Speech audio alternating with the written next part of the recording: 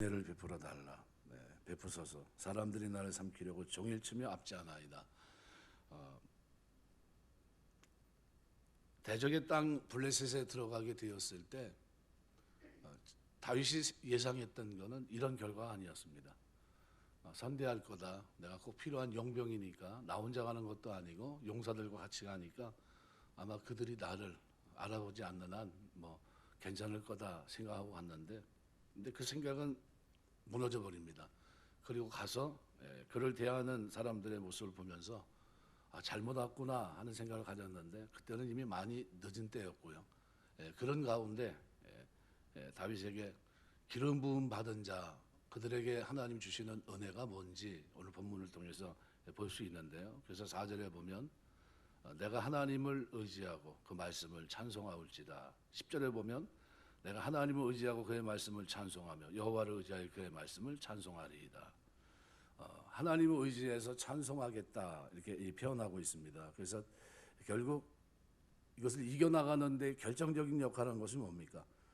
주를 의지하는 데 있었다는 거죠. 바타흐라는 이 단어는 철저한 신뢰를 가리킵니다. 전에는 하나님에 대해서 신뢰하지 않았나요? 신뢰했죠. 그런데 왜 이렇게 됐습니까? 너무 어려우니까, 힘들어서, 대적의 사울의 어떤 핍박이라든가 이런 것들이 너무 힘들고 또 고단하니까 이럴 바에 차라리 저쪽 블레셋 땅으로 건너가자.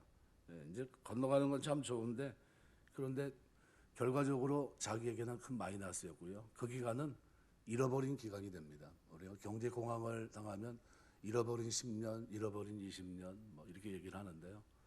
다윗에게 있어서도 바로 이 기간은 개인적으로 보면 기름 부음 받은 자가 떠나서는 안 되는 자리를 떠나면서 빚어진 결과입니다.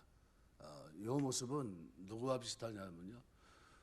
복을 취하기 위해서 야곱이 에서의 복을 가로채고 도망갑니다.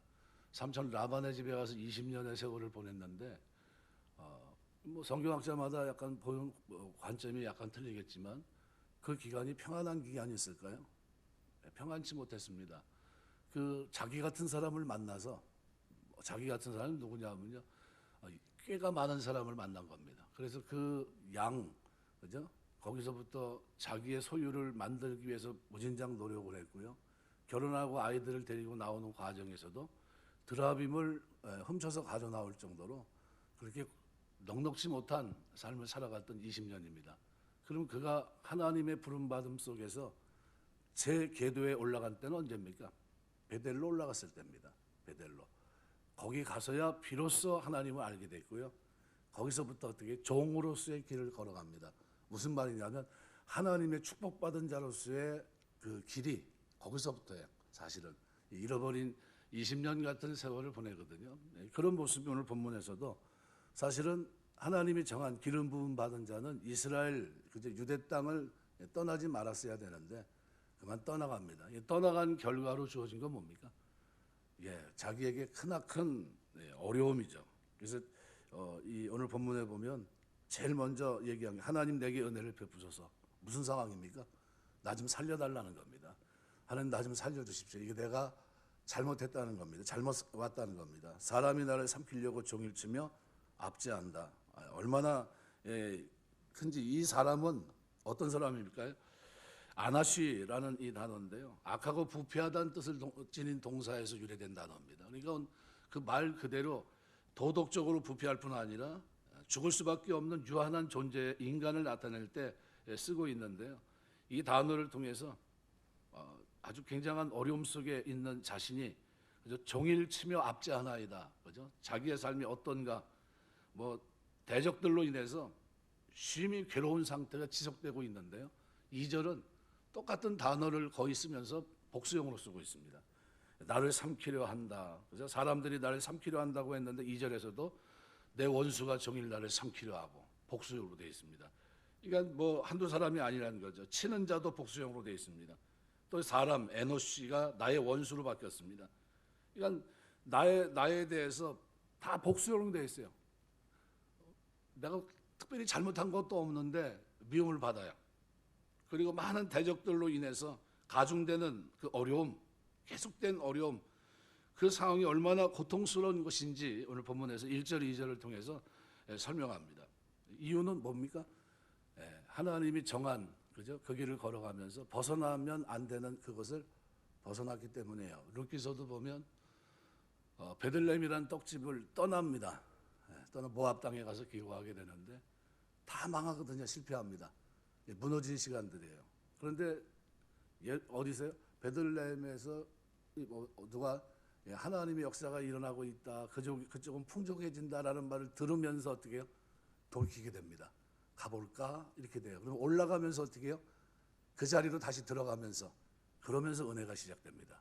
그러니까 이제 무슨 얘기냐면 하나님의 백성들이 하나님의 사람들로 이 땅을 살아갈 때 성령 충만한 가운데 살아갈 때 그 어떤 그 범주 안에서 자꾸 벗어나려고 하면 그 기간은 뭡니까?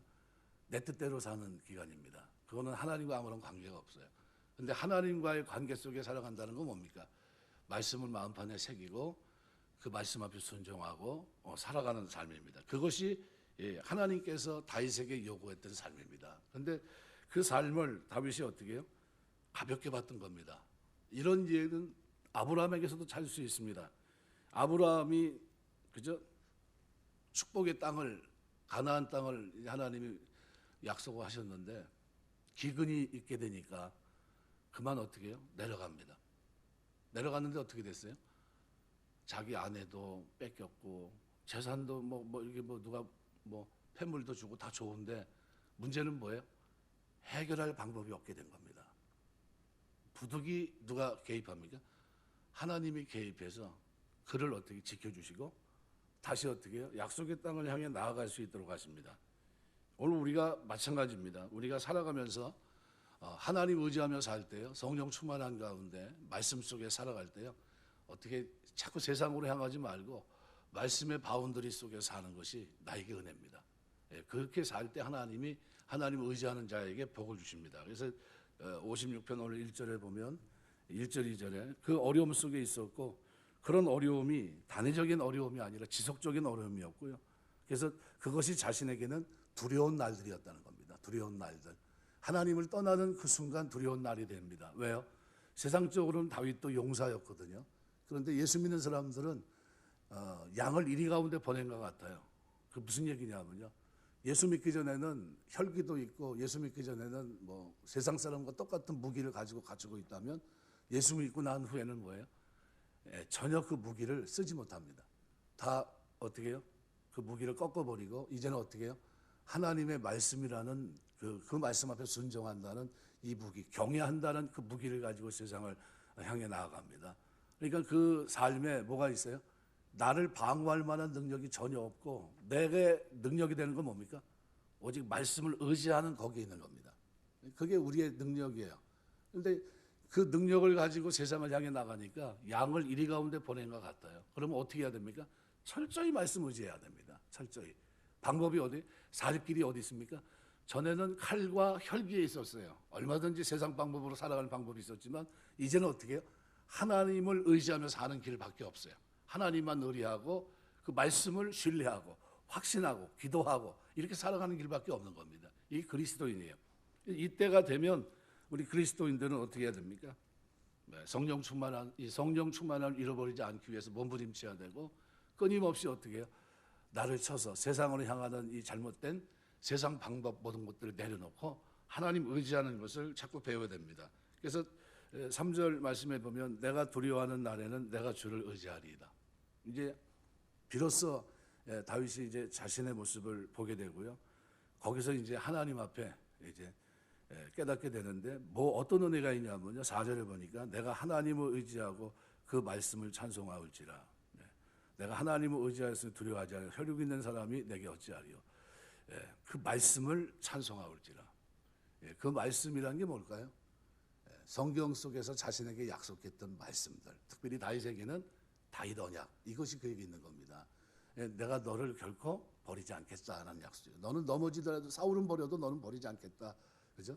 네가 왕이 될 거다. 기름 부음, 여기에 대한 약속이죠. 그러니까 그 말씀을 찬송합니다. 하나님 의지하고 선지자를 통해 주어진 기름 부음에 주어졌던 그 말씀을 그가 되뇌입니다. 그러면서 10절에서도 똑같은 얘기를 합니다. 내가 하나님을 의지하여 그의 말씀을 찬송하며 여호와를 의지하여 그의 말씀을 찬송하리다. 여기도 단순히 그냥 성경 기자가 하나님과 여호와를 몰라서 이렇게 쓴 게 아니라요. 여기 바로 의지한다는 것을 더 강조하기 위해서 엘로힘, 야훼, 이 여호와란 이 단어를 그대로 표현하면서 하나님을 의지하여, 전능하신 하나님을 의지하여 그의 말씀을 찬송하고 언약의 하나님을 의지하여 그의 말씀을 찬송하겠다, 이렇게 고백합니다. 이게 다윗의 모습이에요. 그러니까 뭐가 살아난 겁니까? 기름 부음 받은 자로서의 삶. 이게 뭡니까? 약속의 말씀을 붙들고 믿음으로 확신 가운데 살아가는 그 삶. 이것이 다윗에게 회복이 되는 그 모습을 보여주는데요. 그런 과정 속에 다윗이 이런 회복을 위해서 그가 하나님 앞에 드린 게 있는데 그것이 뭐냐 하면 오늘 기도입니다. 그래서 9절에 보면 이렇게 표현해요. 내가 아뢰는 날에. 이건 뭘 얘기합니까? 기도하는 걸 얘기합니다. 내가 아뢰는 날에 내 원수들이 물러가리니. 내가 아뢰는 날은 뭡니까? 내가 기도하는 날, 내가 부르짖는 날, 이런 표현입니다. 그래서 여기 아렌다, 이건 에크라라는 말인데요. 소리를 지른다, 도움을 청하기에 호소한다라는 의미를 가진 카라라는 단어의 능동 미완료형으로 되어 있습니다. 그러니까 다윗이 위급한 상황 속에서 지속적으로 하나님의 도우심을 간절히 호소하고 있다는 것을 나타내주고 있는 겁니다. 다윗은 두 가지를 하고 있어요. 지금 뭡니까? 기름 부음 받은 자로서 약속을 붙들고 확신하며 찬송하고 있고요. 그 다음에 어떻게 해요? 기도하고 있어요. 부르짖고 끊임없이 기도합니다. 내가 아뢰다라는 거예요. 그래서 자기의 기도의 결과가 뭡니까? 원수들이 물러갈 것이다. 원수들이 돌아간다는 겁니다. 그래서 마치 전쟁에서 패주한 군대가 목숨을 건지기 위해 퇴각하는 장면을 여기서 연상시켜 줍니다. 돌아가요. 원수의 물러감이 지금 이루어졌나요? 이루어지지 않았습니다. 자신이 기도하는 날 원수들이 반드시 물러갈 것이라는 확고부동한 신념이 여기 기록되어 있어요. 그래서 다윗의 확신은 한글 개역성경 번역에는 나타나지 않았지만 then이라는 단어로, 그때라는 단어입니다. 그때. 그래서 이 9절 내가 아뢰는 날에 내 원수들이 물러가리니 이렇게 되어 있는데 원어 성경에는 그때라는 단어가 번역이 되어 있습니다. 언제요? 기도하는 때예요. 그러니까 예수 믿는 사람들에게 가장 큰 힘은 뭡니까? 기도입니다. 기도할 때 하나님이 도와주세요. 기도할 때. 기도하는 것이 의지하는 것이고요. 기도하는 그 속에서 승리를 합니다. 그래서 내가 아뢰는 날 바로 그때 나의 원수들이 퇴각할 것이다. 그죠? 내가 아뢰는 날 그것을 기점으로 해서, 그죠? 내가 기도하면서 하나님 앞에 확신, 내가 의지하는 하나님께 구하는 날, 그것이 기점이 돼서 그때 원수들이 퇴각하게 될 것이다. 확신에 찬 확신이 담긴 이 기도는 다윗이 드렸던 위대한 기도입니다. 이 똑같은 기도를 우리가 성경에서 볼 수 있는데요. 모세가 기도할 때 아말렉 군대를 파한 사건, 출애굽기 17장이 기록이 되어 있습니다. 10절에서 13절 말씀. 또 사무엘이 여호와께 부르짖으면서 여호와께서 큰 우레를 발하사 블레셋을 어지럽게 하시고 이스라엘 앞에서 패퇴케 한 사건, 사무엘상 7장 9절 10절 말씀인데요. 바로 이런 것들을 다윗은 이미 익히 알고 있었습니다. 그래서 그는 과거 하나님께서 당신의 종들의 기도를 들으시고 당신의 백성들에게 승리를 주신 것을, 이 사건을 자신에게 적용시키고 있는 겁니다. 그래서 이 사건을 자기에게 적용시키면서 9절에서 뭐라고? 이것으로 하나님이 내 편임을 내가 아나이다. 왜? 하나님이 내 기도를 내가 아랠 그때, 그죠? 내가 아뢰는 그때, 그날에 원수들이 물러가리니 이것으로 하나님이 내 표심을 내가 아나이다. 야다으란 단어거든요. 안다는 표현. 이것은 이론적인 지식을 안다는 게 아니라요, 생생하고도 분명한 경험을 통해 구체적으로 세밀하게 아는 것을 나타낼 때 사용되는 단어입니다. 오늘 본문에 바로 그 장면을 얘기하고 있는데요. 바로 모세가 기도할 때 아말렉 군대를 파한 것과 같은 사건, 사무엘이 여호와께 부르짖을 때 큰 우레를 발하서 블레셋을 어지럽게 하시고 이스라엘 앞에서 패배케 한 사건, 사무엘상 7장에 기록된 이 사건들, 이런 것들을 경험하듯이 내가 하나님을 알게 된다는 거예요. 그러니까 이 말은 원수들이 퇴각하는 역사가 자신의 능력, 힘, 지혜 여기서부터 비롯된 것이 아니라 오직 이것은 뭐냐면 하나님 베푸시는 도움, 구원의 역사로만 경험될 수 있다는 거예요. 그러니까 성도들에게 있어서 이 기도는 내 힘의 모든 겁니다.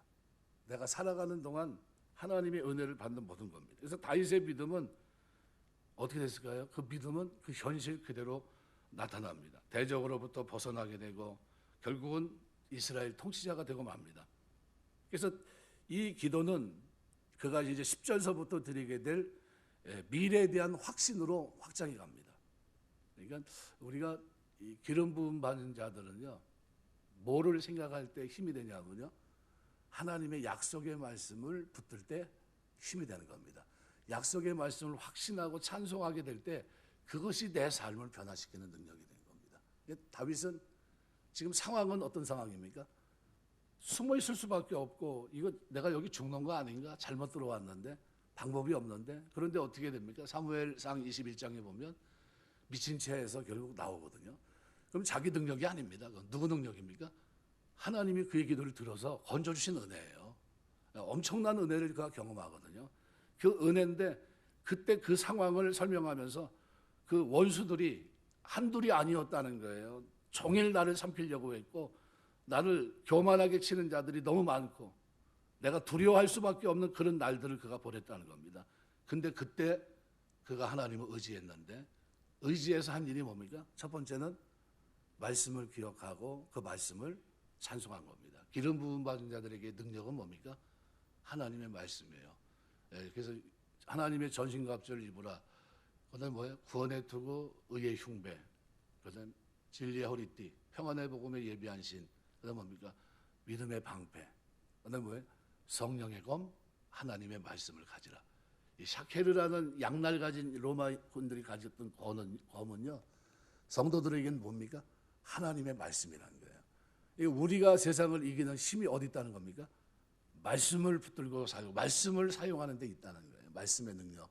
그거를 확신하고 찬송하면서 의지하는 데 있다는 거예요. 그래서 4절에 내가 주를 의지하리라, 내가 하나님을 의지하여 그 말씀을 찬송하올지라. 그 말씀을 찬송하올지라. 내가 하나님을 의지하였은즉 두려워하지 아니리.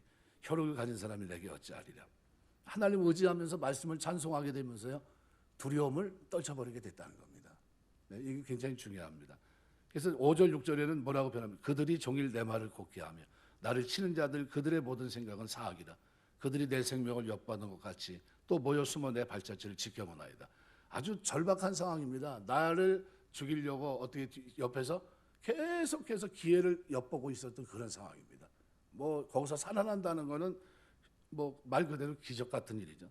근데 그 상황에서 다윗이 하나님의 은혜를 한 것이 뭡니까? 말씀을 찬송한 거예요. 하나님을 의지하면서 말씀, 하나님 기억나게 하신 그 말씀을 찬송하고 의지했던 것이고요. 그러니까 하나님께서 어떻게 해요? 마음에 담대함을 주십니다. 그리고 난 후에 일어난 것이 뭐냐 하면, 그들이 악을 행하고야 안전하오리까 하나님의 분노하사 북백성을 낮추소서. 그러면서 8절에 보면 나의 유리함을 주께서 계수하셨사오니 나의 눈물을 주의 병에 담으소서. 이것이 주의 책에 기록되지 아니하였나이까. 자기의 삶을 얘기하는 겁니다. 자기가 유리하고 있는데 8절 이게 성도의 고난을 우리 하나님은 기억하십니다. 여러분이 믿음 생활하면서 하나님 의지하고 살아간 날들 속에 흘렸던 눈물, 땀, 이거 하나님이 눈물병에 남으신다는 거죠. 이걸 잊지 마셔야 됩니다. 요한계시록 7장 17절 보면 보좌 가운데 계신 어린 양의 저희의 목자가 되사 생명수 샘으로 인도하시고 하나님께서 저희 눈에서 모든 눈물을 씻어주실 것이다 그랬어요. 열왕기하 20장 5절에도 보면 히스기야가 기도할 때 내 기도를 들었고 내 눈물을 보았노라 그랬어요. 우리가 눈물을 흘리면서 기도한다는 건 언제 하는 겁니까? 가장 절박할 때 하는 거예요. 절박할 때. 그러면 지금 다윗이 8절에서 이 얘기를 하고 있는데, 그죠? 나의 유리함을 주께서 계수하셨사오니 나의 눈물을 주의 병에 담으소서. 이게 무슨 얘기입니까? 눈물을 흘리고 있다는 얘기입니다. 네, 내가 이건 내가 잘못했구나. 그러면서 자기의 삶을 지금 후회하기도 하고요. 내가 하나님의 기름 부음 받은 자인데 내가 왜 이 땅으로 왜 왔을까? 이거 후회입니다. 그런데 그러면서 9절에 보면 뭐라고 얘기합니까? 내가 아뢰는 날에 내 원수들이 물러가니 이것으로 하나님 내 편이심을 내가 아나이다. 그러면서 하나님 앞에 뭐합니까? 기도하고 있어요. 그러니까 여기 그리스도인들이 살아가면서 나의 유리함, 이게 뭡니까? 방황 또는 망명이라는 것으로 사울에게 쫓겨다니고 처량한 다윗의 현재 상태를 얘기하는데요. 자신의 이 신세를 하나님께서 다 계수하고 계시다는 것을 다윗은 확신했다는 겁니다. 그러면서 그 하나님을 확신하게 되니까요, 그 하나님이 지금 나의 지금 어떻게 도망자의 세월을 보내는 것을 다 기억하시고 내가 지금 흘리는 눈물을 어떻게 다 담고 계시다는 거예요. 그러니까 이걸 알게 되니까요, 다윗이 어떻게 구절에 이렇게 이것으로 하나님 내빼주심을 내가 아나이다. 내가 하나님을 의지하여 뭐를 하겠다. 그의 말씀을 찬송하며 여호와를 의지하여 그의 말씀을 찬송하리이다. 뭘 다윗이 지금 근거는 뭡니까? 딱 한 가지예요. 하나님이 나에게 한 말씀, 언약의 말씀, 다윗 언약이에요. 그걸 붙잡고 어떻게 해요? 하나님을 의지하고 찬송하는 겁니다. 나에게 하신 말씀, 이걸 하나님이 나에게 이루실 줄 알고 나는 찬송합니다. 이 환경은 여의치 못하지만 아주 진짜 어렵죠. 말 그대로 살아날 가능성이 전혀 없는 상황이지만, 그런데 하나님이 내가 이렇게 눈물을 흘리면서 유리하게 왜 여기까지 오게 됐는지, 그리고 여기서 흘리는 눈물, 이 고통 하나님이 다 눈물병에 담으시는 줄 압니다. 그러면서 하나님 앞에 기도했는데 그 기도를 하나님께서 어떻게 해요? 들어주십니다. 그래서 10절서부터 11절, 13절까지는 이제 하나님 앞에 그래서 어떻게 해요? 찬송하면서 이제 자신이 이렇게 살겠다 하면서 하나님 앞에 서원하는 미래에 대한 확신입니다.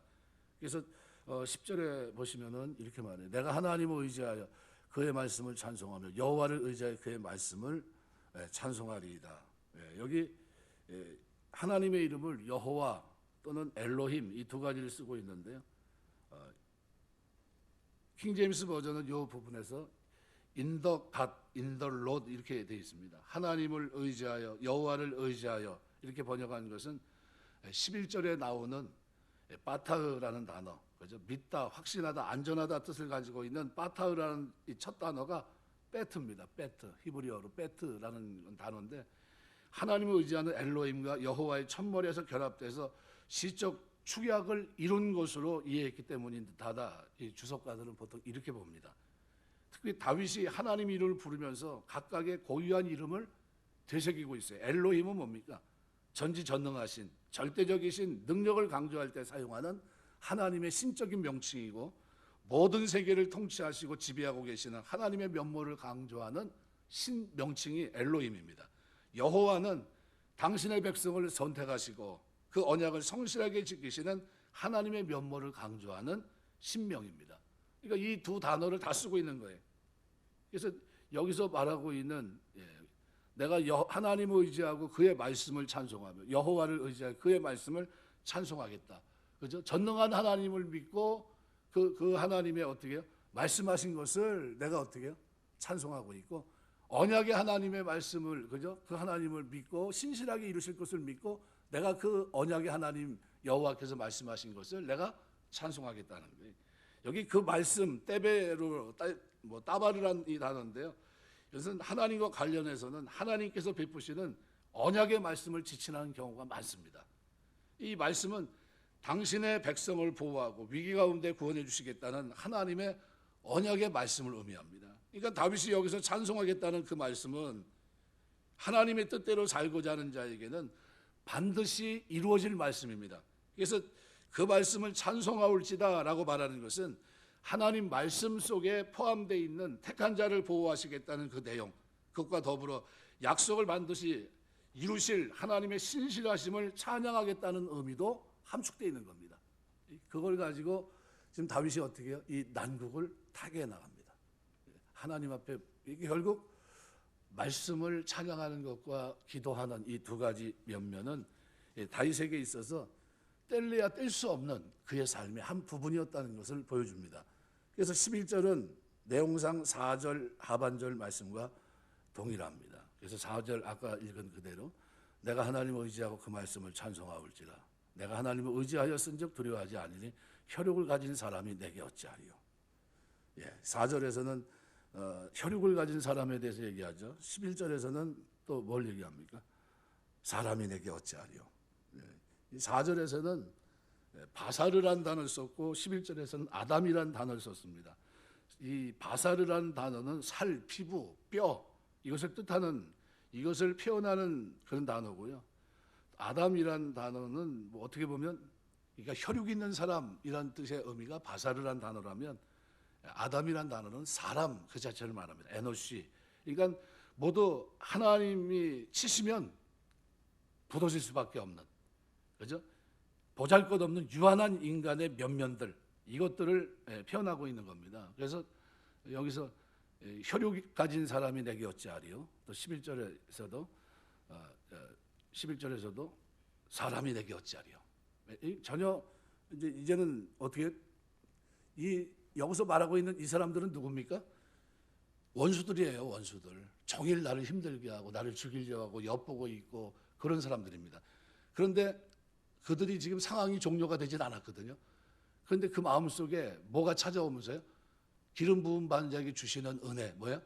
말씀이 기억나고 말씀이 깨달아지면서 말씀에 대한 확신이 생기면서 찬송이 터져나가고 그러면서 어떻게 해요? 이제는 사람이 내게 어찌하리요? 혈육 있는 사람이 나를 어찌할 수 있겠느냐? 그럼 기도하면서 더 강한 확신이 옵니다. 그래서 2번이나 강조해요. 뭡니까? 강한 확신이에요. 흔들림이 없어요.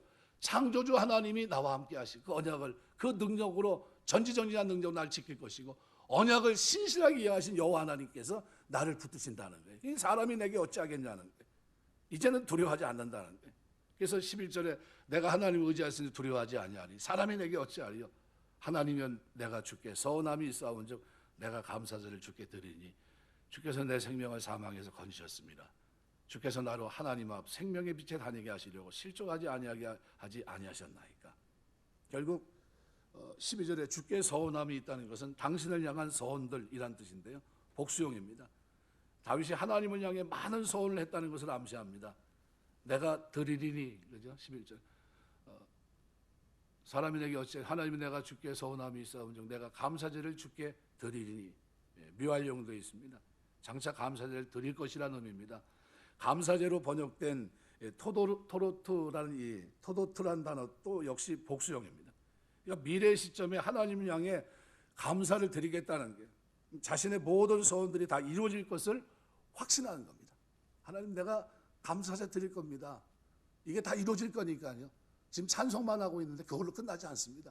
조금 있으면 어떻게 이것이 이루어지고 내가 하나님 안 그대로 하나님은 나에게 신실하게 그것을 행하실 것이고 나는 하나님께 감사제를 드릴 겁니다. 이런 얘기예요. 이건 강한 확신입니다. 이러한 기원에는 다윗이 자신의 형편, 환경을 넘어서 놀라운 구원의 역사를 이루실 하나님의 신실하심, 능력을 확신했고 여기에 대한 차고 넘치는 기계가 있었다는 것을 보여줍니다. 그래서 13절은 바로 이런 이유를 나타내는 접수가 키로 시작합니다. 12절에서 시인이 하나님 앞에 감사제를 드리겠다고 서원한 이유에 해당하는 내용이 13절입니다. 그래서 13절은 이렇게 표현해요. 13절에 주께서 내 생명을 사망에서 건지셨습니다. 주께서 나로 하나님 앞 생명의 빛에 다니게 하시려고 실족하지 아니하게 하지 아니하셨나이까. 아주 분명하게 얘기합니다. 감사제를 드린 이유가 뭡니까? 건져주셨기 때문이라는 거예요. 건지셨습니다. 원형 나찰이란 말은요 구원해 주셨다는 겁니다. 구원해 주셨다. 완료형으로 썼습니다. 그래서 이 완료형을 확신형, 확신의 완료형이라고 합니다. 그러니까 위기에서 벗어나는 것을 확신하고 이것을 이미 이루어진 사건을 묘사한 완료형으로 봅니다. 그래서 이것은 다윗의 믿음이에요. 하나님께서 나를 이렇게 하실 것이다. 그러니까 오늘 본문은 가만히 들여다보면요. 그 속에 뭐가 있습니까? 선행적인 은혜가 있어요. 어떤 은혜입니까? 말씀이 기억나게 하시고 말씀이 깨달아지고 확신하면서 찬양하게 하시고 그 다음에 어떻게 해요? 기도하면서 그죠? 그 하나님의 말씀에 대한 확신을 엘로힘 하나님, 여호와 하나님 그 하나님을 의지한 자에게 주시는 그 은혜가 그죠? 바로 자신에게 그대로 이루어질 것이다. 그러면서 어떻게 해요? 기도하는 모습으로 내가 아뢰는 날에 원수들이 물러가리니 하나님이 내 표심을 내가 하나이다. 이걸 경험하게 될 거라는 거예요. 그죠? 단순한 지식이 아니라 이것을 내가 손으로 만지게 될 것이라는 겁니다. 내가 누리게 될 것이라는 겁니다. 하나님의 구원을 경험하게 될 거라 이런 얘기입니다. 그러면서 10절은 내가 여호와를 의지하여 그 말씀을 찬송하며 그 말씀을 찬송하리이다. 사람들이 내게 어찌하리요. 난 이제 두려워하지 않는다는 거예요. 왜요? 하나님께 아뢰기 때문에 하나님은 내 기도를 들으시고 나를 구원하실 뿐만 아니라 나로 하여금 때가 되면 하나님께 감사제를 드릴 수 있도록 하나님은 나를 구원해 주실 것이라는 거예요. 그러니까 이 확신을 가지고 있으니까요. 13절에 가서 감히 완료형의 형태로 하나님 앞에 고백을 드립니다. 주께서 내 생명을 사망에서 건지셨습니다. 주께서 나로 하나님 앞 생명의 빛에 다니게 하시려고 실족하지 아니하게 하지 아니하셨나이까. 결국 오늘 본문은 인간은 환경의 지배를 받는 연약한 존재라는 사실을 보여줍니다. 그러나 목숨을 부지하기 위해 고국을 버리고 원수의 나라를 갔을 뿐만 아니라 거기서 적대자들에 의해서 목숨을 잃을 심각한 위기 가운데 처해졌던 다윗이 거듭해서 그가 사람이 내게 어찌하리요 이 말을 할 수 있었던 것은 그가 하나님의 은혜 속에 있음을, 하나님의 손에 있음을 보여주는 한 대목이라고 생각이 됩니다. 하나님 앞 생명의 빛 다니기를 원하는 성도라면 신앙의 기계를 우리가 가져야 되는데, 이 기계는 언제 하나님의 은혜 속에 기름 부음 받은 자, 성령의 기름 부음이 있는 자들에게 주시는 은혜인데, 언제요? 말씀이 깨달아지고 확신이 될 때, 그때 찬송이 터져나가고요. 그 다음에 어떻게 해요? 기도할 때. 그 다음에 언제요? 하나님의 언약이 확실히 나에게 이루어질 것을 내가 어떻게 확신할 때, 하나님은 나에게 어떻게 해요? 소원 기도가 나에게 이루어질 것을 확신하며 감사제를 드리게 하실 것이다. 이런 신앙적인 고백을 통해서 그 시 자체를 뭐로 쓰고 있으면 마지막에 가서는 확신 완료형으로 쓰고 있어요.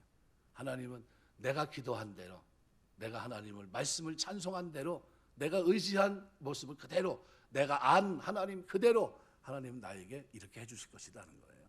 오늘 우리가 신앙생활하면서 때로는 어려운 게 없다, 신앙생활하면 전혀 어려움이 없이 고난도 없고 환난도 없고 고통도 없는 그런 탄탄대로가 우리 눈앞에 펼쳐지는 거다, 성경이 이렇게 얘기하지 않습니다. 신앙생활에도 여전히 우리 앞에 어려움이 있을 수 있고 환난이 있을 수 있고 우리도 실수할 수 있고 잘못된 선택을 할 수 있는데, 그럼에도 그 가운데 우리가 승리할 수 있는 이유는 하나님을 의지하는 자들을 하나님은 반드시 건져주시기 때문이라는 거예요. 그 하나님을 의지하는 것이 뭐냐? 오늘 본문에서는 말씀을 가지고 기억하고 확신하며 찬송하면서 기대하는 거죠. 그 하나님께 기도하는 것이고, 그 하나님이 나에게 이루실 일을 확신하는 가운데 하나님께 서원 기도를 드린 겁니다. 이것을 나에게 이루실 하나님을 찬양하면서 그가 그 속에서 이것이 이루어진 후, 이 상황이 종료된 후 내가 하나님 앞에 감사제를 드리겠습니다. 그러면서 어떻게 해요? 확신에 찬 모습으로 하나님 앞에 시를 드리고 있어요. 우리가 신앙생활하면서 이런 다윗의 모습을 우리가 좀 본받았으면 좋겠어요. 그냥 조금 어려움이 있으면 그냥 와장창 무너지고 회복을 못할 경우가 많이 있어요. 멀리 가고 다시는 돌아오지 않는 경우도 있고요. 별일이 다 있습니다. 교회에 있다 보면요. 어떤 분은 이제 몇 달, 작년인가 아마 그런 게인데, 자기가 어느 다른 교회 다니셨는데 자기가 여태까지 읽었던 신앙서적을 다 쌓아갖고 왔어요. 전화가 왔습니다. 이제 신앙생활을 그만두려고 한다는 거예요. 왜 그러시는지 모르겠지만 왜 그런 생각을 하셨습니까? 그랬더니 아이가 말하기에는 불편하고 그러면서 책을 가지고 왔는데 그거 이제 다 갖고 와 우리 전사님 줬어요. 다 보시라고. 내용을 이렇게 보니까 좋은 책이 없는 게 아니에요. 다 있어요. 근데 뭐가 문제입니까? 하나님이, 자기가 생각한 그 하나님이 믿어지지가 않는 거예요. 그러니까 어떻게 해요? 그러니까 중간에 이제 못 믿겠다는 거예요. 그래서 이제 가져온 겁니다. 그래서 언제든지 기도를 꼭 해줘야 됩니다. 그런 분들은 돌아올 때를 위해서 기도해 줘야 돼요.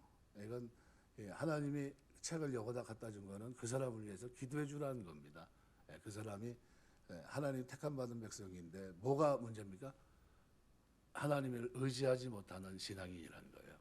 하나님을 의지하면서 하나님 도대체 이게 뭡니까? 이 어려움을 나에게 주신 이유가 뭡니까? 이 어려움 속에서 나에게 기대하는 것이 뭡니까? 내가 성령 충만하고 말씀 충만하고 찬송 충만하면서 그 속에서 하나님께 기도하고 하나님을 알아가고 하나님에 강한 확신 속에서 하나님께 감사를 드리며 살 수 있는 이런 모습이 하나님이 나에게 원하는 모습인데, 근데 그런 모습을 기대하지 않고 그냥 그 상황에 그냥 굴복하고 그냥 무너지는, 그래서 하나님 마치 없는 것처럼 생각하고 이렇게 이제 있거든요. 그런 경우는 어떻게 해요? 기도해 줘야 됩니다. 하나님 그 아무개가 이름은 알 수 없지만 그러나 예수 믿고 구원받고 하나님 이름을 불렀는데 헛된 부름이 아니라 진짜 하나님을 알고 오늘 본문에 기록한 다윗처럼 이 일로 인해서 내가 하나님을 아나이다. 그래서 나를 구원하시는 그 일로 인해서 내가 하나님 아는 체험적인 신앙이 되고, 그래서 절대로 하나님을 신뢰하며 살 수 있는 그런 신앙인, 그죠?